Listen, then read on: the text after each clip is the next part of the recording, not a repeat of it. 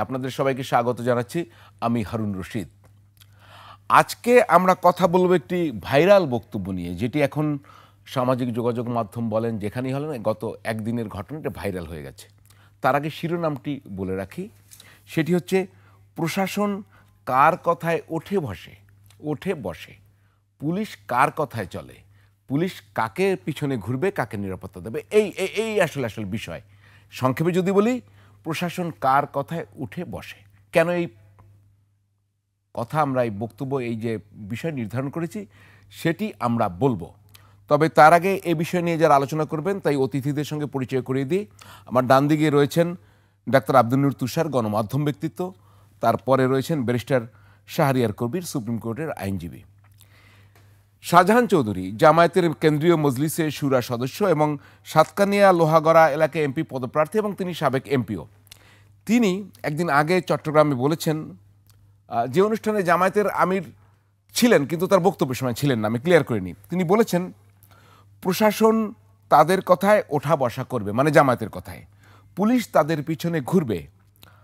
আল্লাহ মনে হয় জামায়াতকে ক্ষমতায় নেওয়ার সিদ্ধান্ত নিয়ে। তিনি আরও বলেছেন, নির্বাচন শুধু জনগণ দিয়ে নয়, যার যার নির্বাচনী এলাকায় প্রশাসনে যারা আছে তাদের সবাইকে আমাদের আন্ডারে নিয়ে আসতে হবে। আমাদের কথায় উঠবে, আমাদের কথায় বসবে, আমাদের কথায় গ্রেপ্তার করবে, আমাদের কথায় মামলাও। ব্যারিস্টার শাহরিয়ার। শাহজাহান চৌধুরী সাহেবের যে বক্তব্য যেখান থেকে শুরু করছেন, তার আগে বোধহয় একটু ছিল ট্যাক্স পেয়ারের টাকায় এই প্রশাসন চলে। সো একটা জিনিস শাহজাহান সাহেবের কথায় পরিষ্কার, যে বাংলাদেশ জামাতে ইসলামের কথায় প্রশাসন চলে না।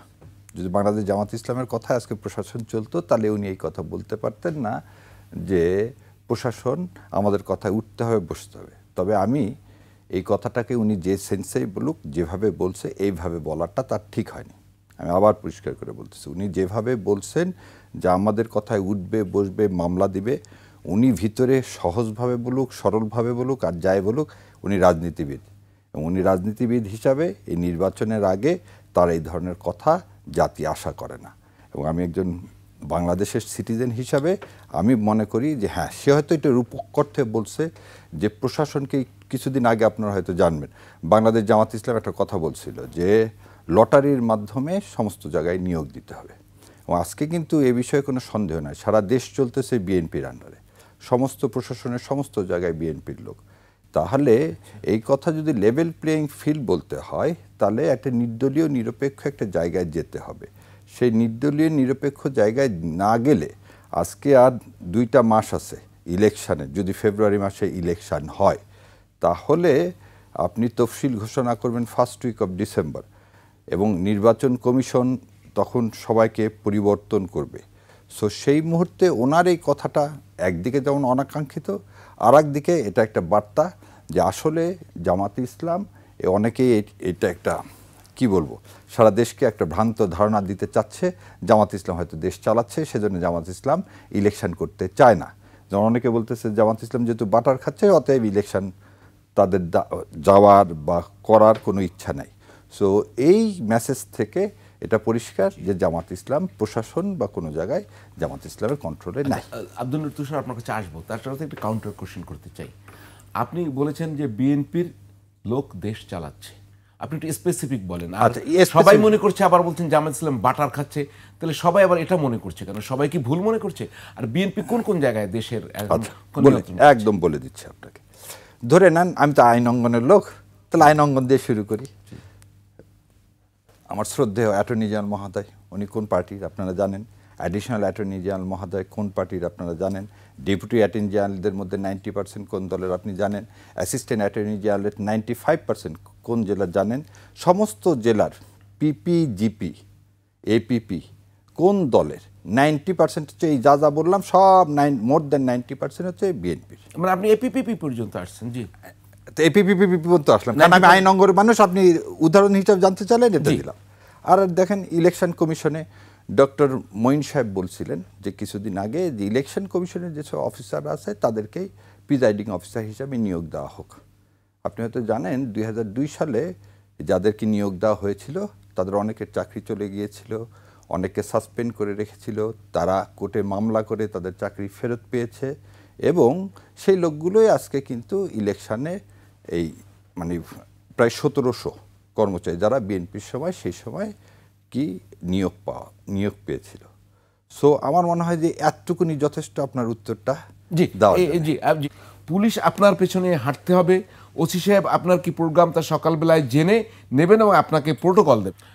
আব্দুল তুষার, যে বাটার খায় জনগণ মনে করে, কিন্তু আমাদের ব্যারিস্টার সাহেব মনে করে খায় না, সব বিএনপি খায়। আর এই সব বিএনপি খায় এটাও বলিনি, কিন্তু আপনি আবার টুইস্ট করলে হবে না। আপনি উপস্থাপক, যা বলছি সেটাই বলতে হবে। কত পার্সেন্ট? না, আমি 70-80% এইভাবে না। আপনাকে যে প্রশ্ন করবেন আপনি একটা নিরপেক্ষতা রেখে প্রশ্ন করতে। জামাত কত পার্সেন্ট? আমি আপনাকে না শোনেন, ওই অবস্থায় আমরা নাই। অতএব যা প্রশ্ন করবেন, কোন দলকে অ্যাসাসিন করার জন্য আপনি ওখানে নাই, আমি ওখানে নাই। সো বি কেয়ারফুল, যখন যে কথা বলবেন। যেমন কোর্টে আমরা এমন কোনো কথা বলতে পারি না যেটা কন্টেম অফ কোর্ট হয়। সো আপনিও যখন প্রশ্ন করবেন নিরপেক্ষতা রেখে প্রশ্ন করতে হবে। একটা জিনিস ভুলবেন না, গত 15 বছরের মতো আমরা নাই। সো আপনি জামাত কত পার্সেন্ট খায়, বিএনপি কত পার্সেন্ট খায়, এই ধরনের কোশ্চেন আপনার কাছে মানুষ আশা করে না। আপনাকে নিরপেক্ষ ভূমিকা রেখে আমি যখন বললাম যে দেশ চালাচ্ছে বিএনপি, মানুষের ধারণা কনসেপশন শেষ করতে দেবেন, তারপর আপনি বলবেন। মানুষের কনসেপশন যে শাহজাহান চৌধুরী সাহেব যে কথা বলছে, আমি বলতে চাইছি যেই কথা দিয়ে যে জামাত ইসলাম সম্পর্কে মানুষকে যে ভ্রান্ত ধারণা দেওয়া হয় প্রশাসন জামাত ইসলাম চালাচ্ছে, সেটা সঠিক নয়। নো, আপনি বলেছেন মানুষের ধারণা জামাত বাটার খায়। আমি রিউন্ড করে দেখি আপনাকে, আপনার সমস্যা হচ্ছে মিস্টার ব্যারিস্টার, আপনি আপনার মিস্টার ব্যারিস্টার না, আপনি কথা খুব ভালোবাসেন না। আপনি যদি চান আমি এখান থেকে শুনে কেন উঠে যাবেন? না, আমি উঠে যাব, একবার বলুন। আপনার কথা আমি রিসিভ করব। না না, আপনি রিসিভ করবেন না কেন মিস্টার ব্যারিস্টার? উঠে যাব না মিস্টার ব্যারিস্টার, না মিস্টার উপস্থাপক, আপনাকে একটু ভালো করে কথা বলতে হবে।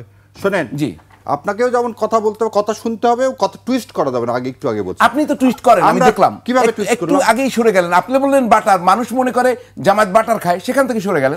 আমি আপনাকে কি বললাম? বাটার খায় মানে কি বললাম? মানুষ ভাবে যে জামাত ইসলাম সরকার পরিচালনা করছে, যে বাটার খায়। আপনাকে যদি কথাটা বলতেছি, এটা তো রূপক অর্থে কথা, তাই না? রূপক অর্থে, কিন্তু অ্যাকচুয়াল মিনিং তো এইটাই, তাই না? আর আমি আপনার সাথে নিশ্চয় আর্গুমেন্ট করতে আসিনি এখানে। আর এইটা যদি আপনার যদি শোনেন, আপনি যদি ইয়ার এজেন্ডা নিয়ে থাকেন জামাতের অ্যাসাসিনেট করতে, তাহলে আর আসবেন না আপনার এখানে। লাস্ট এটাই, কোনো সমস্যা নাই ভাই। আর আমার এটা পেশা না, আপনাকে আগে বলে আমার একটা মহান পেশা, আমি সেটা আমি খুব ভালো আছি। কারণ আপনি যেভাবে যদি অ্যাসাসিন করার জন্য নিয়ে আসেন, তাহলে আর কিছু বলার নাই। তাহলে আপনি আরেকটা মহিউদ্দিন হবেন। মানে আমি ঠিক বুঝলাম না, আপনি কি জামায়াতকে রিপ্রেজেন্ট করেন? হ্যাঁ, আমি জামায়াতকে রিপ্রেজেন্ট করি, এটা আপনি জানেন, সারা দেশের মানুষ জানে। আচ্ছা, ঠিক আছে, তাহলে আমি জামায়াত হিসেবেই আপনাকে প্রশ্ন করি। আমি একজন ব্যারিস্টার হিসেবেই আপনাকে প্রশ্ন করছিলাম। আপনি ব্যারিস্টার হিসেবেই প্রশ্ন করবেন, এবং ব্যারিস্টার কি মানুষ না? সে কাউকে সমর্থন করতে পারে না। না না, আপনি আর্গুমেন্টেটিভ যেটা করতেছি, তাহলে এটা এই অনুষ্ঠানের সৌন্দর্যটা নষ্ট হচ্ছে। আমাদের দুইজন মনে হচ্ছে আপনি একটু সুপরিকল্পিতভাবে একটা সাজা দিয়েছেন। করেন, আমরা কাউকে পলিটিক্যাল মনে করি না। তারা পলিটিক্স তাদের চিন্তায় থাকবে, কিন্তু তাদের কেউই পলিটিক্যাল যে এটা আমি মনে করি না। এখন আপনি যে দুনিয়া শোনেন, বেগম খালেদা যে কি বলছে, শিশু এবং পাগল ছাড়া কেউ নিরপেক্ষ না, এবং দিস ইজ দ্য ট্রুথ। আপনি কি ভোট দেন না? আপনি কোনো দলকে সমর্থন করেন না? অবশ্যই করি। তাহলে আর আমার সৎসাহস আছে, আমি বলতেছি আমি একজন মানুষ, আমি একজন ব্যারিস্টার, আমি জামাত ইসলামকে সমর্থন করি। অন্যায় কি হলো? তাহলে আপনি কিভাবে বললেন যে জামাত ইসলাম হিসাবে আপনাকে প্রশ্ন করবো? কেন আমি ব্যারিস্টার হিসাবে আপনি আমাকে প্রশ্ন করবেন না? আমাকে বলেন যে ব্যারিস্টার হিসাবে কেন প্রশ্ন করবেন না? আপনি আমাকে ব্যারিস্টার হিসেবে, সুপ্রিম কোর্টের সিনিয়র আইনজীবী ব্যারিস্টার হিসেবে আমরা আমন্ত্রণ জানিয়েছি। জামায়াত লিডারদের যদি জানেন, আপনি যদি সেটা মনে করেন যে জামায়াত লিডার হিসেবে আমন্ত্রণ, আমি তো সেটা তো আপনাকে বলিনি আমন্ত্রণ জানানা। But when you ask me my identity, political views, I already said. No, I did not ask you any identity. Yes, you have done it. No, you have done it. আচ্ছা, আমি আপনার সাথে এই বিষয়ে তর্ক যাব না। আপনার সাথে তর্ক করতে আসিনি আমি দেশের কথা বলতে আসছি, দেশের মানুষের জন্য বলতে আসছি। আমি তো আপনাকে দেশের কথা বলতে দিয়েছি। দেশের কথাই বলেন, নিশ্চয়ই ফিরে আসেন। আমি তো আপনাকে দেশের কথা বলতে দিয়েছি। না, ফিরে আসেন।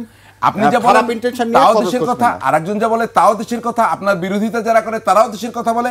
আপনি যা দেশের কথা বলেন, ইয়েস, আমি সেটাই বুঝতে চাচ্ছি। তাহলে বলেন এখন প্রশ্ন করেন দেশের বিষয়। ডিফারেন্ট অপিনিয়নে তো উত্তেজিত হওয়ার কিছু নেই। না, উত্তেজিত হওয়া যাচ্ছে না। বিজয় ওপিনিয়নকে সম্মান করতে হবে, কিন্তু ওপিনিয়নটা অবশ্যই ভালোভাবে হতে হবে। আপনি যথেষ্ট সম্মান আমাকে করায়, আমি কিন্তু আপনাদেরকে যখন সম্মান করি, আমরাও আশা করি আপনারা আমাদের। আপনি যথেষ্ট আমাকে সম্মান করায়, আমি আপনার প্রতি কৃতজ্ঞ। আমি আপনার সাথে কৃতজ্ঞ।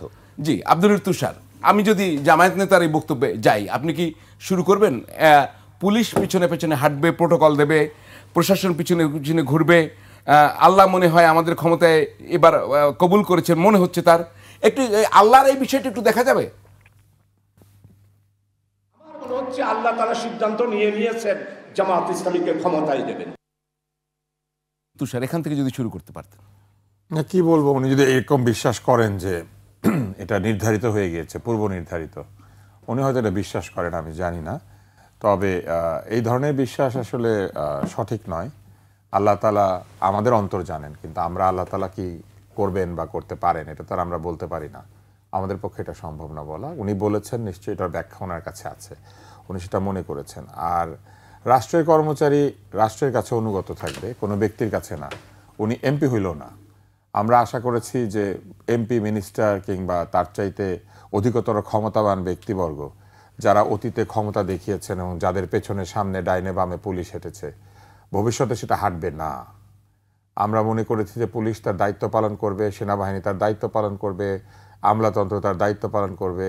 প্রত্যেকে যার যার অবস্থান থেকে রাষ্ট্রের প্রতি তার যতটুকু কর্তব্য সেটা পালন করবেন, কেননা তারা প্রত্যেকেই প্রজাতন্ত্রের কর্মচারী। উনি যদি কালকে নির্বাচিত হন, উনি হবেন প্রজাতন্ত্রের এমপি, এবং সেটা টেম্পোরারি পোস্ট।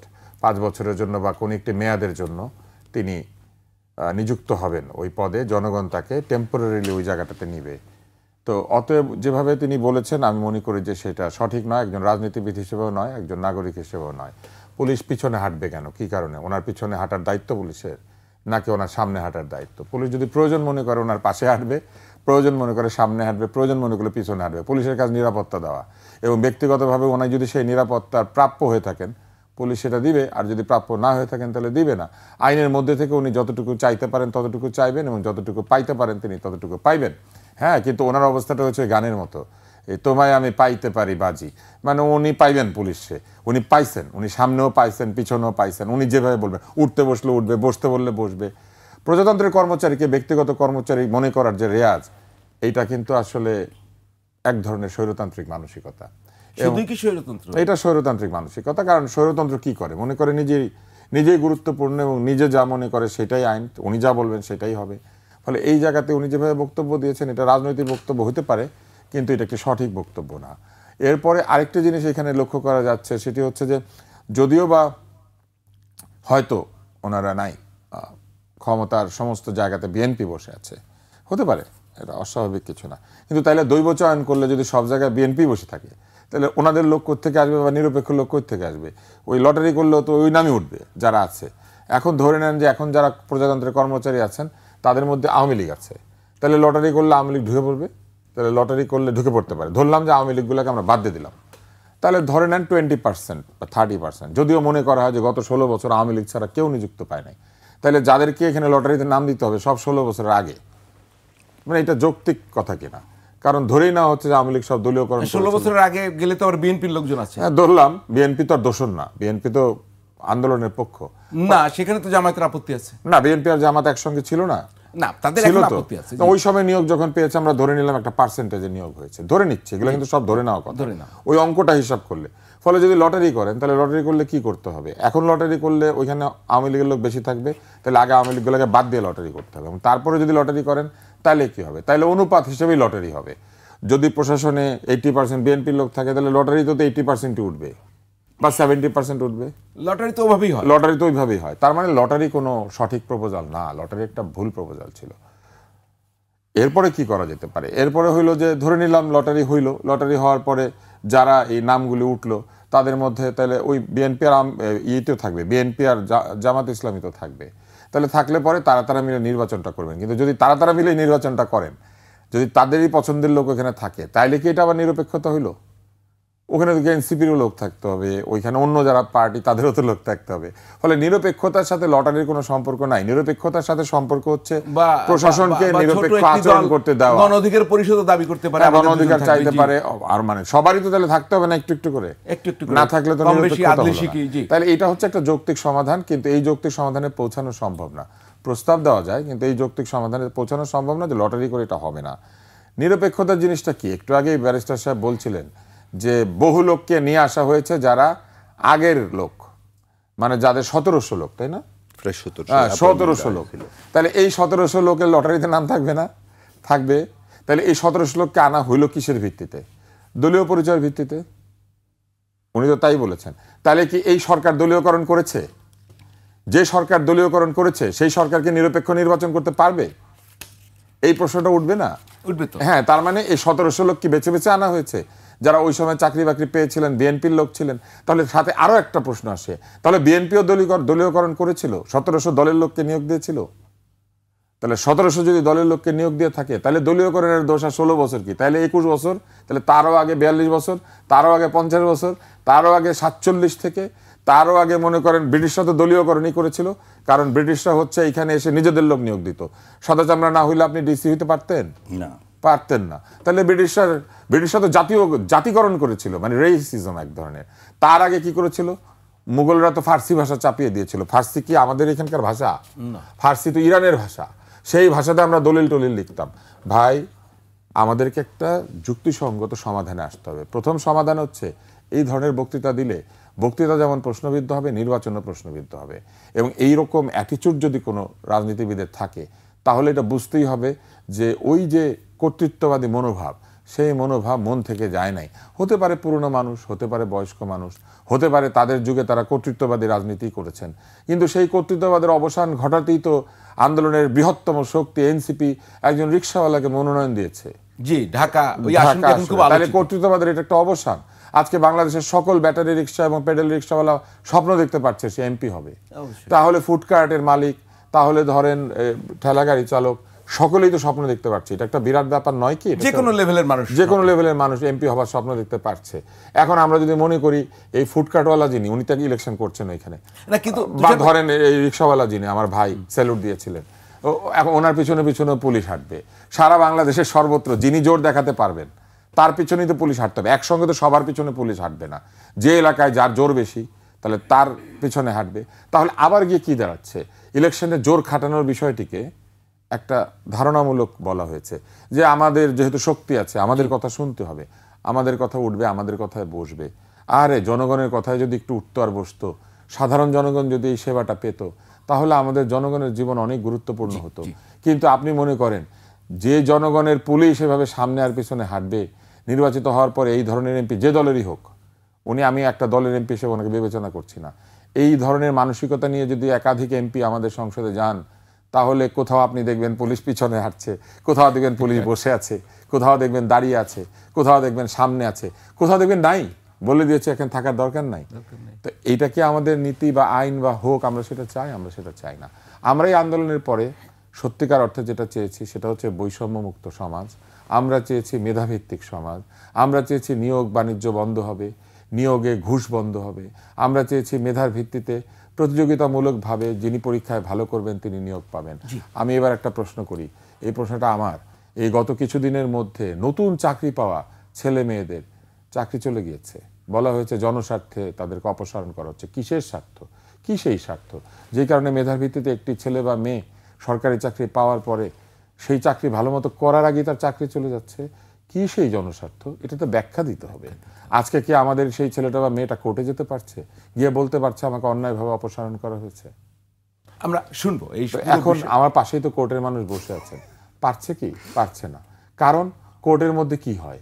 কোর্টের মধ্যে আমরা দেখি বারান্দার মধ্যে আক্রমণ হয়, এমনকি কোর্টে হাজিরা দিয়ে হাসপাতালে ঢুকতে থাকে, গুলি করে মানুষ মারা যায়। এই এক্ষুনি আসবে যে বিএনপির সন্ত্রাসীরা বিএনপি সন্ত্রাসীকে হত্যা করেছে, বিএনপি মারামারি করেছে। কিন্তু এটা বন্ধ করার দায়িত্ব কার ছিল? এটা বন্ধ করার দায়িত্ব ছিল এই সরকারের। এই সরকারের দেখানোর কথা ছিল নিরপেক্ষতা জিনিসটা কি। এই সরকারের প্রমাণ করার কথা ছিল মেধাভিত্তিক সমাজ তৈরির জায়গাটা আসলে কি। এই সরকারের প্রমাণ করার কথা ছিল জনগণের ভোটে নির্বাচিত না হয়েও জনগণের কাছে কতটুকু দায়বদ্ধ থাকা সম্ভব। এই সরকারের জানার কথা ছিল যে সারের মূল্য বাড়িয়ে দিলে খাদ্যের মূল্য বাড়ে, বাংলাদেশে ইউরিয়া ব্যবহৃত হয় প্রকৃতপক্ষে ধান খেতে, ধান চাষে, এবং আজকে যদি 16 টাকার ইউরিয়া 30 টাকা হয়, তাহলে পরে অন্তত 15% খরচ রয়েছে এই উৎপাদনের ক্ষেত্রে সারের মূল্য। সেইখানে অন্তত পক্ষে এটা বেড়ে যাবে কতখানি? অনেকখানি বেড়ে যাবে। এই 15% গিয়ে কোথায় দাঁড়াবে জানেন? খরচের 30% বা 25%। ওই জায়গাতে গিয়ে যেটা পৌঁছাবে, তাতে করে যে সামনে চালের দাম বাড়বে, এইটুকু ভর্তুকি জনগণকে দিতে হয়। বাংলাদেশের মানুষের একমাত্র বিলাসিতা হচ্ছে এই দরিদ্র জনগণ একটু ভাত খায়। জি জি, যে আমরা শুনবো। তার আগে একটি তথ্য জানিয়ে আমরা একটা বিরতিতে যাব। যেটা হচ্ছে যে জামায়াতের স্থানীয় পর্যায় থেকে বলা হয়েছে যে শাহজাহান চৌধুরী যে কথা বলেছেন তার দায় জামায়াত নেবে না, এটা তার ব্যক্তিগত ওপিনিয়ন, নাম্বার 1। নাম্বার 2 হচ্ছে চট্টগ্রামের স্থানীয় পর্যায় থেকে বিএনপি যৌথ বিবৃতিতে দাবি করেছে এরশাদুল্লাহ সাহেব জামায়াতের নেতা এবং মজলিসের শুরা সদস্য শাহজাহান চৌধুরীর বক্তব্য নিয়ে, এবং বলছিলাম যে জামায়াতের স্থানীয় পর্যায় থেকে বলা হয়েছে শাহজাহান চৌধুরীর এই বক্তব্যের দায় জামায়াত ইসলামী নেবে না। আবার বিএনপির স্থানীয় পর্যায়ে চট্টগ্রাম থেকে বিবৃতি দিয়ে বলা হয়েছে শাহজাহান চৌধুরীকে আইনের আওতায় আনতে হবে। তো ব্যারিস্টার শাহরিয়ার কবির, রাজনীতিতে অনেক কথাই তো বলা হয়, অনেকেই বলেন, তো শাহজাহান চৌধুরীকে যে বিএনপি আইনের আওতায় আনার দাবি জানালো, সেটা কতটা যৌক্তিক মনে করেন আপনি রাজনীতির এই কথার ভিত্তিতে? আচ্ছা, তার আগে একটু বলে নিই, আমার বিজ্ঞ সহাত আলোচক ভাই যা বলছেন মোটা দাগে এই কথাগুলোকে আমি সমর্থন করি। এবং সরকার যে ফেল করছে গত 18 মাসে, এই সরকার কিন্তু একটা নিরপেক্ষ লেভেল প্লেয়িং ফিল্ড সমস্ত জায়গায় করতে ফেল করছে। এই বিষয়ে মত পার্থক্য হওয়ার কোনো জায়গা নেই। দ্বিতীয় যে কথাটা ভাই বললেন, খালি একটা জায়গায় আমি একটু দ্বিমত করব, সেটা হচ্ছে কোর্টের বারান্দার কথা বলছেন। কোর্টের বারান্দায় ভাই একটা জিনিস বলে নিই, ইশতিয়াক সাহেব আমাদের দেশের জন্য একটা খুব সম্মানিত লোক। সৈয়দ ইশতিয়াক আহমেদ কেন, যখন কোর্টের হাইকোর্টের বেঞ্চ দিয়েছিল এরশাদ সাহেবের সময় 8ম সংশোধনী, সেটাকে চ্যালেঞ্জ করে সেই রিটে কিন্তু এটা বাতিল হয়েছে। ঠিক সেরকম কেয়ারটেকার গভর্নমেন্টের বিলটাও কিন্তু ইশতিয়াক সাহেব করেছিলেন। আর আমাদের honourable chief justice Refaat Ahmed, ওনার মতন বোধহয় এরকম আমাদের জুডিশিয়ারি পাওয়া একটা ভাগ্যের ব্যাপার। So he try his outmost best. এই 17 মাস লাগার কথা না একটা ইন্ডিপেন্ডেন্ট জুডিশিয়ারি পাওয়ার জন্য। 17 মাস হচ্ছে, এখনও কিন্তু ইন্ডিপেন্ডেন্ট জুডিশিয়ারি দেওয়া হয়নি, একটা সেক্রেটারিয়েট পর্যন্ত দেওয়া হয়নি, যেটা কলমের এক খোঁচায় দেওয়া সম্ভব ছিল। ইমিডিয়েটলি বলা হচ্ছে দেওয়া হবে, সেই ইমিডিয়েটলিটা কবে আই ডোন্ট নো। কারণ আপনি তো বলতেছেন নির্বাচনের ট্রেনে উঠে গেছেন, ডিসেম্বর থেকে তো আপনি খালি কি করবেন, নির্বাচনের কাজ করবেন, গেল 1 নম্বর। দ্বিতীয় কথা, একটু আগে যেটা বললাম, এই জুডিশিয়ারি করতে গেলে অ্যাটর্নি জেনারেল সার্ভিসটা আপনি কি করতে পারতেন, আলাদা করতে পারতেন। আপনি ক্রাউন প্রসিকিউশন সার্ভিসের মতো পুলিশে এটাকে আলাদা করতেন। কিন্তু আপনি সব কিছু যখন ক্ষমতায় থাকে না, তখন বলেন আমি একদিনের জন্য সময় পেলে আমি করে দিব। সো এই ধরনের কথাবার্তা আমাদের অনেক অ্যাডভাইজারের মুখ থেকে শোনা গেছে, তো 18 মাসে এরকম কিছু পরিলক্ষিত হয়নি। সেই কারণেই দেশের মানুষের মাঝে এই সরকারের উপর যে আস্থা, সেই আস্থাটা 100% নাই। এই বিষয়ে অস্বীকার করার কোনো উপায় নেই। আর দ্বিতীয় যে কথা বলছি শাহজাহান চৌধুরী সাহেবের, আমি আবার বলছি, প্রথমেই শুরুতেই বলে নিছি, তার এই বক্তব্যটা অনাকাঙ্ক্ষিত। আপনি যদি মনে করে দেখেন, আপনি রিয়ন করে দেখতে পারেন, এবং অনাকাঙ্ক্ষিত, এবং তার একটা রাজনীতিবিদ হিসাবে আপনাকে কথা মেপে বলতে হবে। আমি সাধারণ জনগণ হিসাবে আমি অনেক কথা বলতে পারি, কিন্তু যখন আমি একজন আইনজীবী হিসাবে কোর্টে দাঁড়াবো, ডায়াসে দাঁড়াবো, তখন আমি কিন্তু যা কিছু বলতে পারি না। আর একটা জিনিস আমার মনে আছে, পল্টনের ময়দানে সব কথা বলা যায়। একদিন এক জজ সাহেব বলছিলেন, তাই বলছেন পল্টনের ময়দানে সব বলা যায়, কিন্তু সাবমিশনে সব বলা যায় না। তো এই যে বললাম পল্টনের ময়দানে সব বলা যায়, রাজনীতির ময়দানে অনেক কথা বলা যায়। এই যে ওনারা বলছেন যে ওনাকে আইনের আওতা আনতে হবে, এটাও রাজনীতির কথা, এটা নিয়ে আলোচনা করার কিছু নেই। আর ভাইয়া একটা জিনিস বলছেন, দলীয়করণ, এটাই হচ্ছে বাস্তবতা। আমাদের সব সময় প্রতি সরকারের আমলেই দলীয়করণ হয়েছে, এটা অস্বীকার করার কোনো উপায় নেই। আজকে যে জুলাই ম্যান্ডেট পাওয়া গেল, এখন মানুষ কি চায়, এই যে আমি একদম সত্যি প্রচণ্ড রকমের শখ যদি তিনি এই কথা বলে থাকেন, পুলিশ আগে আসবে পিছিয়ে আসবে, এটা অবশ্যই এটা হচ্ছে অটোক্রেসির একটা ওয়ান অফ দ্য নমুনা, এবং এই দলের কাছে এটা কেউ আশা করে না। উনি কি ভেবে কেন বলছে, এই জিনিসটা আমার কাছে মনে হয় ওনার পরিষ্কার করা উচিত। আমি তো আর ওনার মনের কথা জানবো না, আর কিন্তু এই ধরনের কথা আসা উচিত না তার মতো রেসপন্সিবল রাজনীতিবিদের কাছ থেকে। আর একটা জিনিস বলি, ইনস্টিটিউশনালাইজেশন যতক্ষণ আপনি না করবেন, প্রতিটা প্রাতিষ্ঠানিকরণ না করবেন, ইলেকশন কমিশনকে আপনি প্রাতিষ্ঠানিকরণ করেননি 18 মাসে। আজকে যে বলতেছেন, আজকে আমাদের ইলেকশন কমিশন ঢাল নাই, তরল নাই, নিধিরাম সর্দার, তাকে দিয়ে আপনি কিভাবে ইলেকশন করবেন? আপনি আমাকে বলেন যে এই যে রিটার্নিং অফিসারগুলো সব কি হয়, ডিসি সাহেবরা হয়। এই যে ভাই যেটা বললেন যে 16 বছরে যারা আছে, এগুলোকে যদি আপনি বাদ দিতে যান, আপনি ইলেকশনই করতে পারবেন না, সেই লোকই খুঁজে পাবেন না। তাহলে নির্দলীয়করণ করবে কিভাবে? এই সরকার প্রথম থেকে করতে পারতো, সেটা কিভাবে সম্ভব? দেখেন আপনি দেখেন, এখানে একটা অবজারভেশনও আছে, আগে বিসিএস পরীক্ষা দিলে যারা হতো, পুলিশ বাসায় যা চেক করতো যে এই পরিবারের কেউ বিএনপি বা জামাত করে কিনা, এবং তাদেরকে কিন্তু অ্যাপয়েন্টমেন্ট দেওয়া হয়নি। এটা কিন্তু পেপার পত্রিকা সব জায়গায় আসছে। সো এইরকম একটা সমাজে আমরা একটা আন্দোলন করলাম, আন্দোলন বিপ্লবের পরে আমরা কি করতে পারতাম? আপনাকে সেরকম কোনো স্টেপ নিতে হতো। আপনি পুলিশে একটা লোক দেননি, বারবার প্রথম থেকে দাবি আসলো যে জুলাই অভ্যুত্থানে যারা অংশগ্রহণ করছে তাদেরকে পুলিশে নেন। আপনি এ পর্যন্ত পুলিশ নেন, আপনি 16 না 1700 খালি সার্জেন্ট নিলেন যাতে রাস্তা ইয়া করা যায়। আপনি কি এটা পারতেন না? একটু আপনাকে বলি যে পুলিশের, আমি তো পুলিশ তো মানে কনস্টেবল না, পুলিশ মানে আইজিপি থেকে শুরু করে আমি কনস্টেবল কথা বলতেছি। আমি একটু বলি আপনাকে। আইজিপি মানে আপনি এখনকার যে আইজিপি উনি কি দলীয়ভাবে নিয়োগপ্রাপ্ত না? আমি আপনাকে প্রশ্ন করি। Yes. মানে মানে দলের বাইরে কে আছে? তো এখন আইজিপি মানে কনস্টেবল তো ডাজন্ট ম্যাটার, আইজিপি ম্যাটার করে। তাহলে আইজিপি থেকে কনস্টেবল পর্যন্ত আমি একটা সেক্টরই ধরি, এখানে দলীয়করণ মুক্ত করবেন কিভাবে? আমি সেটাই আপনার কাছে জানতে চাইছি। আর যদি দলীয় লোক দেন তাহলে বিএনপি যেহেতু বড় দল তার বেশি আছে, জামায়াত যেহেতু তার চেয়ে একটু আমরা সাধারণভাবে বলতে কম, তার কম আছে, তো দলের লোকই তো আছে ভাই। একই রকম যদি চলতে থাকে তাহলে এই পরিবর্তনটা হয়ে লাভ কি হলো? আপনি এখান থেকে নিয়োগ দিয়ে আইজিপি 16 মাসে কিভাবে বানাবেন সেটি আপনার। আমি আপনাকে একটা জিনিস বলি, আপনি বলতেছেন যে নিরপেক্ষ লোক কি আমাদের দেশে নাই? আমাদের এই যে এই তত্ত্বাবধায়ক সরকারের যে লোকগুলো আছে কারোর দিকে কি বলা হচ্ছে যেমন 3 জন বা 4 জনের বিরুদ্ধে একটা এলিগেশন আসছে যে তারা সেটা পারফর্ম করেনি, তার মধ্যে কিন্তু 2 জনই হচ্ছে ছাত্রদের প্রতিনিধি। তা আমি সেখানে আপনাকে বলি, যদি মানুষ ইচ্ছা করতো এবং এই সরকার চাইতো তাহলে এদের ধর একটা কথার কথা বলি, আপনি একটু আগে বললেন আপনার মতো একজন স্বনামধন্য সাংবাদিক থেকে তো একটা প্রেস সচিব বানায় দেওয়া যেত না, সেটা আর একটা উদাহরণ দিলাম, সেটা ঠিক হতো না। না না না, একটা কেন ঠিক হবে না? আপনি একটা জিনিস বলি, আপনি একটা মানদণ্ড তৈরি করে, আপনি যে আইজিপির কথা বললেন, আইজিপিকে যে অ্যাপয়েন্টমেন্ট দেওয়ার জন্য কি সমস্ত রাজনৈতিক দলের সাথে বসছে? না। একটা কোনো কমিটি করা হয়েছে? না। সরকার যাকে ইচ্ছা তাকে অ্যাপয়েন্টমেন্ট দিচ্ছে যে যে জায়গায়। এখন ধরে নেন যে ঐক্যমত কমিশনের ইয়া ছিল, কি ছিল, ভাইস প্রেসিডেন্ট, তাকে আপনি এখন উপদেষ্টা মর্যাদা দিচ্ছেন কেন? আর লোক নাই। সরকার যদি নিজেকে প্রশ্নবিদ্ধ করতে চায়, আমার কাছে এটা মনে হয় না সারা দেশে। ইয়েস, এই যদি সরকার নিজেকে প্রশ্নবিদ্ধ করতে চায় তখন এই সাজান চৌধুরী সাহেবের মতো বয়স্ক মানুষেরা এই কথাটা বলবেই যে এই। আরও একটা জিনিস বল, লটারির কথাটা বলছে, এটাকে আমার সমর্থন করি না। লটারি দিয়ে কোনোদিন আপনি নিরপেক্ষ লোককে বসাবেন, এটা আহম্মকের কথা। লটারি হবে কেন? আপনি তো জানেন রে ভাই, আপনার কাছে এসিআর আছে, চাকরি যারা করে ভাইরা আরও ভালো বলতে। এসিআর নাই, আপনার কাছে একটা গভর্নমেন্টের রিপোর্ট নাই কোন অফিসারগুলো ভালো কোন অফিসারগুলো খারাপ। এই প্রসঙ্গে বলি, এরশাদ সাহেব 10 বছর চালায় গেছে, শাহাবুদ্দিন সাহেবকে একটা নিরপেক্ষ ইলেকশন করেনি এরশাদের লোক দিয়ে। 10 বছর তো এরশাদ সাহেব চালালেন ক্ষমতা। তাহলে কি এইটা ম্যাটার করে না? যারা সর্বোচ্চ জায়গায় আপনার উপদেষ্টা পরিষদ বলেন বা পরে তত্ত্বাবধায়ক যাই বলেন, এইখানের নিরপেক্ষতাই মেইন। এখানকার নিরপেক্ষতাই মেইন। কোনখানকার? আর ওই উপরেরটাই, যদি উপরেরটা হচ্ছে মূল ভাই। আপনি যদি মূলকে যদি আপনি না রাখেন, ক্লিয়ার করেন উপরেরটা কারা? তত্ত্বাবধায়ক সরকার যারা আছে তারাই, প্রধান উপদেষ্টা এবং তার উপদেষ্টা পরিষদ। সেটা আমরা বারবার বলতেছি এক কথা, তত্ত্বাবধায়ক উপদেষ্টা এবং তাদের বিরুদ্ধে কেন অনাস্থা আসবে 18 মাসে? কেন বিএনপি, এনসিপি, জামাত সবাই বলবে যে এখানে উপদেষ্টাদের মধ্যে সমস্যা আছে? 3টা দলই কিন্তু তাদের প্রতি আস্থা রাখতে পারতেছেন। তার মানে কি? 3টা দল মানে কিন্তু সারা দেশের মানুষ। এই সারা দেশের মানুষ তো তাদেরকে বসাইছে, 18 মাসে তারা পারে না।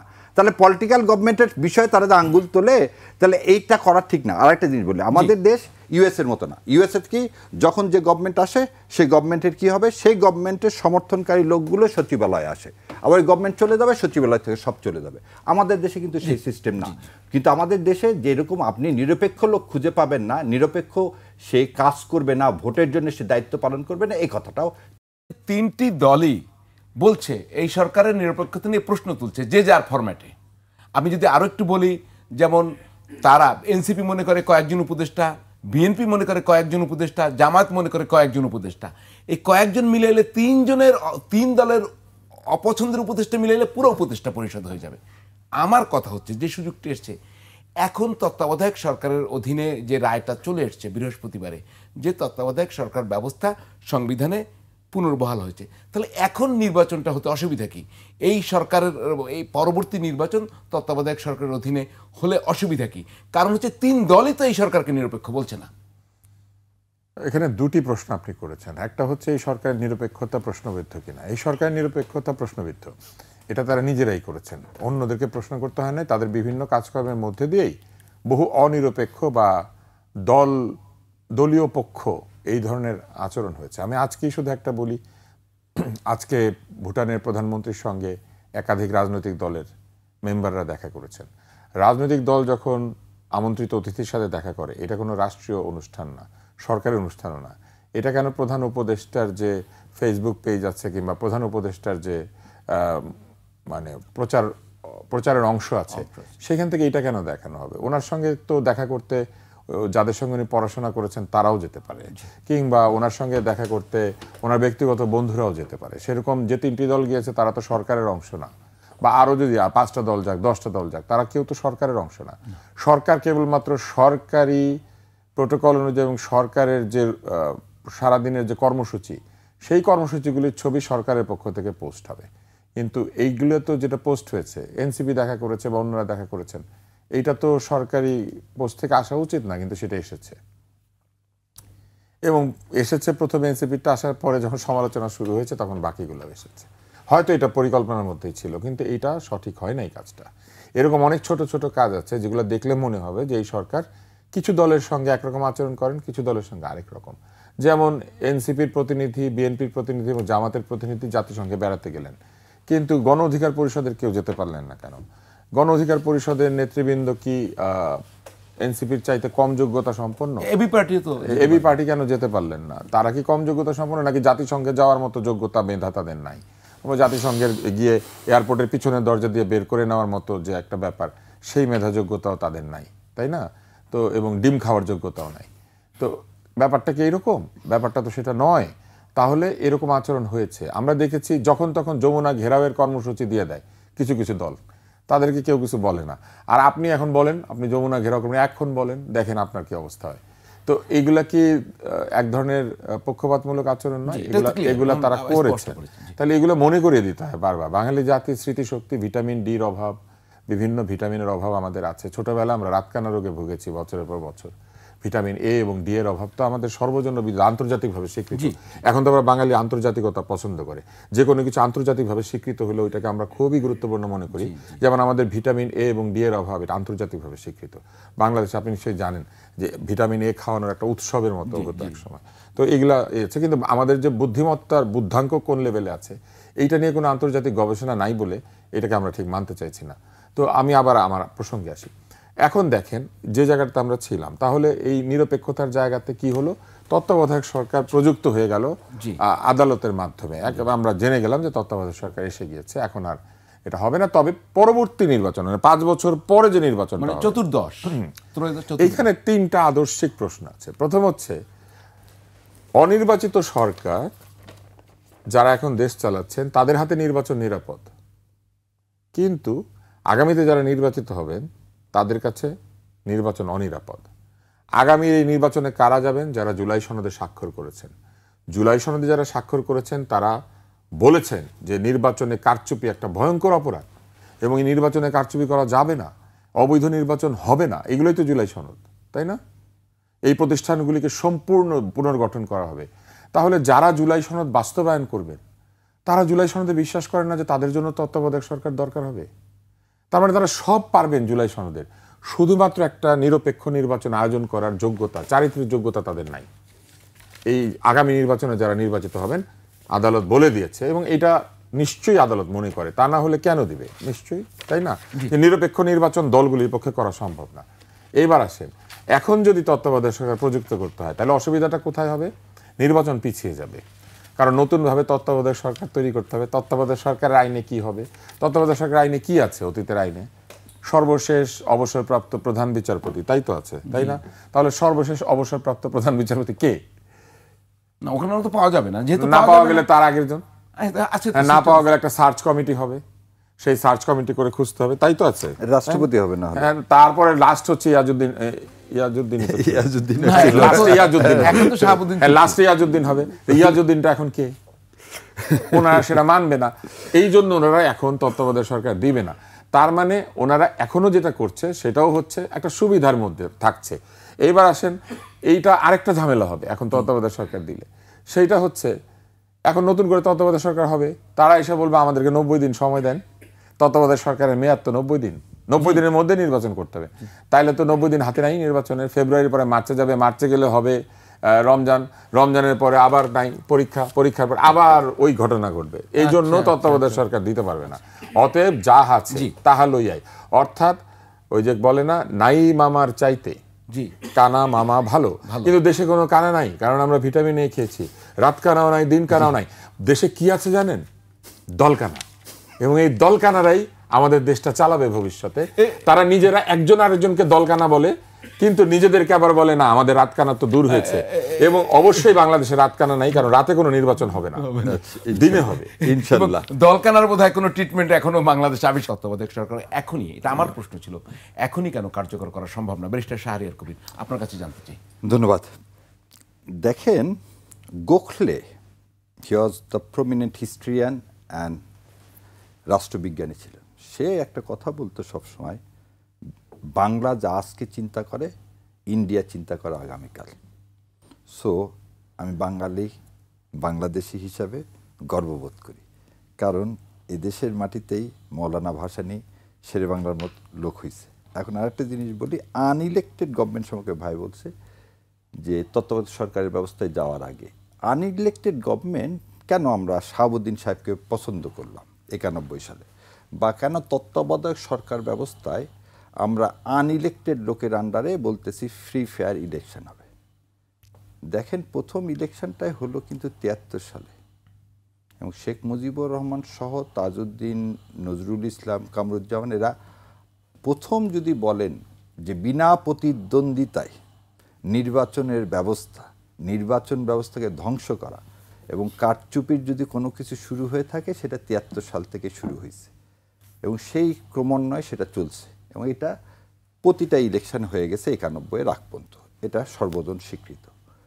সো তখন আপনি একটা চাইলেন যে না, রাজনৈতিক দলগুলো যে ক্ষমতায় থাকে, এবং এইটা কেয়ারটেকারের যে মানে জাজমেন্টটা এসেছিল, সেই জাজমেন্টে জাস্টিস ওয়াহাব মিয়া বলছে, একদম জাজমেন্টের মধ্যে লেখা আছে যে 84 সালে প্রথম অধ্যাপক গোলাম আজম উনি এই তত্ত্বাবধায়ক ব্যবস্থার কথা প্রস্তাব করলেন, এবং এক একজনের ইন্টারপ্রিটেশন এক এক রকম। 86 সালে জামাত ইসলাম কেন আওয়ামী লীগের সাথে এরশাদ সাহেবের কাছে গেছেন, that would be the last chance to show, মানে পুরো দেশকে দেখানা যে যে সরকার ক্ষমতায় থাকবে তার আন্ডারে ভোট করলে কোনোদিন নিরপেক্ষ হবে না। এখন আমি আপনার কথায় আসি যে আজকে তত্ত্বাবধায়ক সরকার করা কেন সম্ভব না। হ্যাঁ, যেহেতু পুনর্বহাল হয়ে গেছে। হ্যাঁ, এইখানে পুনর্বহাল পুরাটা হয়নি। আচ্ছা, এটাই সবাই বুঝতেছে না। সেটা হচ্ছে ত্রয়োদশ সংশোধনী পুনর্বহাল হলো, একটু আগে যান। ত্রয়োদশ সংশোধনী বাতিলের সময় প্রথমে অ্যাপিলেট ডিভিশন যখন রায় ঘোষণা করলেন, তখন বললেন যে নেক্সট 2 ইলেকশন হবে না না, পঞ্চদশ সংশোধনী বাতিল হয়ে গেল এখন। না, এই যে জায়গাটাইতে বলতেছি, আপনি একটু শোনেন যে ধর, আচ্ছা এই খায়রুলের কথা বাদ দিলাম, খায়রুলের কথা বাদ দিলাম, 50 থেকে শুনে আমি বললাম কেন যে অ্যাপিলেট ডিভিশনের ওই রায়টা ধরে, আর ওটা ছিল রায় যেটা দিয়ে বাতিল করা হয়, আর এটা ছিল সংশোধনীর মাধ্যমে। না, রায় প্রকাশের আগেই প্রথম কথা হচ্ছে খায়রুল হক সাহেব যখন ফুল রায় দিল, তখন তো খায়রুল হক সাহেব ফ্রড করে এই কথাটাকে অমিট করলো, আর রায় বের হওয়ার আগে পঞ্চদশ সংশোধনী আপনি দিলেন। এই পঞ্চদশ সংশোধনীতে করলেন কি, এই তত্ত্বাবধায়ক সরকার ব্যবস্থার শপথ নেওয়া, তাদের বেতন কাঠামো, আমরা 2 মিনিট সময় আর একদম 1 সেকেন্ডের মধ্যে বলেছি, এই জিনিসগুলো উনি বাতিল করলেন। যখন বাতিল করলেন, এখন তো এই পঞ্চদশ সংশোধনীর রায় যেটা বাতিল হলো, সেটা খালি 52A আর B হয়েছে, ওই যে শপথ নেওয়া এগুলো আর রিটার্ন হয়নি। সো যতক্ষণ পর্যন্ত পঞ্চদশে এখন লিভ গ্রান্ট হয়েছে, পঞ্চদশ যতক্ষণ পর্যন্ত বাতিল না হবে ততক্ষণ পর্যন্ত আপনি তত্ত্বাবধায়ক সরকার ব্যবস্থায় ফিরে যেতে পারছেন না, এটা হচ্ছে লিগ্যাল বার। আর থার্ড কথা হচ্ছে যে জুলাই সনদে একটা নতুন স্কিম দিছি কেমন করে আমাদের তত্ত্বাবধায়ক সরকার ব্যবস্থা হবে। সো আপনি তো একমত হয়েছেনই নতুন করে কিভাবে তত্ত্বাবধায়ক সরকার ব্যবস্থা আনবেন। তো আজকে ওই ত্রয়োদশ সংশোধনীতে ফিরে যায়, এটা একটা ফিউচার এক্সারসাইজ হবে। সো লাস্টলি যে কথাটা ভাই বলছেন যে দেখেন, এদেশের মানুষ আনইলেক্টেড গভর্নমেন্ট বা ইলেক্টেড না, এদেশের মানুষ তার ভোটের অধিকার আদায়ের জন্যই এই তত্ত্বাবধায়ক সরকার ব্যবস্থা চাইছে, এবং এই এন্ট্রিম গভর্নমেন্টটাও সেই একই ফরম্যাটের। সে এন্ট্রিম গভর্নমেন্টের মধ্যে কোনো উপদেষ্টার বিরুদ্ধে পার্টিকুলারলি যদি অবজেকশন থাকে, তাকে চেঞ্জ করে ফেলে দিয়ে একটা নিরপেক্ষ নির্বাচন দেওয়া যাবে না, এটা মনে হয় কোনো বেদবাক্য না। ক্লিয়ার। তুষার ভাই, একদম শেষ মুহূর্তে আপনার কাছে জানতে চাই, এই যে আইনগত অনেক কথা বলা হয়, তো স্পেশাল রেফারেন্সে যদি এই ইন্টারিম সরকার গঠিত হতে পারে, তো স্পেশাল রেফারেন্সে তত্ত্বাবধায়ক আবার কেন স্টার্ট করতে পারবে না? আপনি টাইম 1 মাস আগে ওনাদের সিদ্ধান্ত, সরকার কার জন্য স্পেশাল রেফারেন্স চাইবেন এবং কার জন্য চাইবেন না, এটা তো তাদের সিদ্ধান্ত। স্পেশাল রেফারেন্স চাইতে পারেন আসলে সরকারও না, স্পেশাল রেফারেন্স চেয়েছিলেন রাষ্ট্রপতি। সরকার যদি রাষ্ট্রপতিকে অনুরোধ করেন, রাষ্ট্রপতি যদি রেফারেন্স চান, তাহলে এটা সম্ভব। আদারওয়াইজ তো স্পেশাল রেফারেন্স চাওয়া তো আসলে কোনো গতানুগতিক ব্যাপার না যে এটা রেগুলার হয়। স্পেশাল রেফারেন্স হয় কি কারণে হয়, যখন প্রচলিত আইন অনুযায়ী কোনো কিছু সমাধান করা যাচ্ছে না বা সমাধান করা খুবই কঠিন। যেহেতু তবে এই সবই নির্ভর করে আসলে সদিচ্ছার উপরে। কালকে যদি চাই দেখবেন পরশু দিনই আবার এটা হয়ে যাবে, এবং যে কারণেই রাজনৈতিক সিদ্ধান্ত। হ্যাঁ, এবং যে কারণেই হচ্ছে আমাদের দেশে মানুষ সত্যিকার অর্থে নিরপেক্ষতা শব্দটাতে বিশ্বাস করে না। ধন্যবাদ ডাক্তার আব্দুল নূর তুষার এখানে আসার জন্য। ধন্যবাদ ব্যারিস্টার শাহরিয়ার কবির। দর্শক